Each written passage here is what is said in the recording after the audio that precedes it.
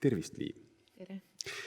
Sina oled mul siin ka ju korraldaja esindajana, eks ole? Ja lisaks ma tean, et seal on täna tulemas ka praktikum. Just. Ja selle teemaks on co-creation. Räägi palun mulle co-creation meetodist. Mina sellest väga palju ei tea. Ja ma usun, et sellest ei ole veel Eestis väga palju kuulda olnud, kuna selle meetodi taust tegelikult ja sünnilugu on pärit Jaapani Fujitsust. Ja mõned aastad tagasi, ütleme 4-5-6 aastat tagasi, hakati seda laiemalt kasutama ka Euroopas. See on siis oma olemuselt tegelikult disainmõtlemisel baseeruv meetod äriprobleemide lahendamiseks, millega me toetame innovatsiooni. Et see on kõige lühem variant, mis ma olen suutnud endale kokku panna kõigist neist paljudest siis nagu lausetest, kirjeldustest ja ka oma praktikast, mida me läbi teeme. Et see peab kaasama võimalikult palju osapooli probleemi lahendamisse. Ja nagu viitab see disainmõtlemine, et ta on hästi loominguline, ta on hästi visuaalne, visualiseerida tulevikku, oma sellist parimat nii-öelda siis seda lahendust või seda tulemust, mis sealt saada võiks. Aga me ei tegele disaini ehk selle kuju ja nii-öelda iluga, ega ka mitte palju meetodeid on selliseid, mis on nagu arenduste jaoks või ütleme protsessi jaoks, aga ta on just spetsiifiliselt loodud äriprobleemide käsitlemiseks.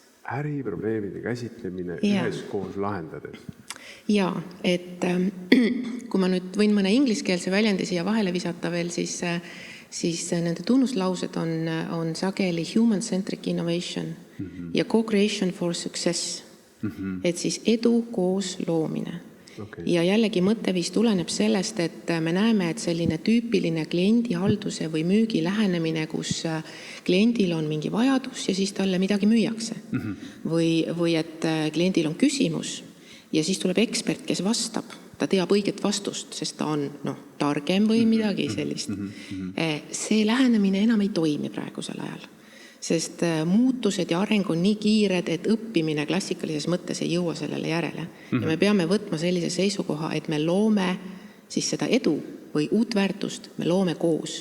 Selle kaudu, et me mõistame seda kasutajat. Ja see on just see human-centric osa selles. Me peame sügavalt mõistma, mida tegelikult see inimene, see tarbija, selle lahenduse kasutaja päriselt vajab. Ja see on nagu natuke triki koht, sest see esimene vastus, mis tuleb, see ei tarvitse olla see. Kui selle kallal veidi töötada ja mõelda, aga miks see nii on? Aga miks see nii on? Ja miks see nii on? Siis pannes sinna fookust ja tähelepanu ja nii-öelda väljudest nendest tüüpilistest raamidest, me jõuame hoopis põnevate uute tulemusteni, mis esialgu ei paista välja. Ja see on selle asja väärtus. Ja see on ka selle väärtusorganisatsioonide jaoks, et mõlemad pooled, need, kes soovivad luua lahendust, need, kes aitavad seda teenust või lahendust või toodet luua, keegi nendest ei tarvitse esmapilgul päris sügavuti mõista, mida nad lähevad lahendama. Ehk siis sellest töötoast ka, kui nüüd selle töötoa enese juurde tagasi tulla, sellest suur osa keskendub tegelikult selle probleemi mõistmisele, mitte niivõrd kohe lahendamisele, tormamisele. Et selles mõttes see meetod on oma olemuselt väga siis, ütleme, lähedalt seotud või sarnane coachingule siiski, või kui eesti keeles otsitakse kogu aeg coachingule ju ka nimeks, coaching ei kõla nii hästi, aga on olemas üks tuletus sellest, mis on koos otsing. Väga hea paralleel. Väga hea paralleel. Need jooksevad kuskil, kuigi mulle siin kuulates see co-creation tundub üsna sügav. Aga nüüd, kui on siis nii-öelda saadud see probleem, eks ole, on kaardistatud, et milline on kliendi jaoks see, mis see meetod siis nagu lõpuks, ütleme, see output on? Ja, mis klient sellest siis saab? Ma tooksin tegelikult nagu 3 põhipunkti välja. Üks asi on kiire tagasiside ja kiirus selle lahendusega edasi minemisel. Et 1-2 päeva jooksul peale selle töötoa läbi tegemist tuleb tagasiside nagu kokkuvõttena ja siis ka ettepanekutena, et millist rada mööda edasi minna kuni selleni, et on siis alused juba business case'i ehitamiseks, et kas selle või sellega nagu edasi minna. Et on selline kiire proovimise rada. See on üks asi.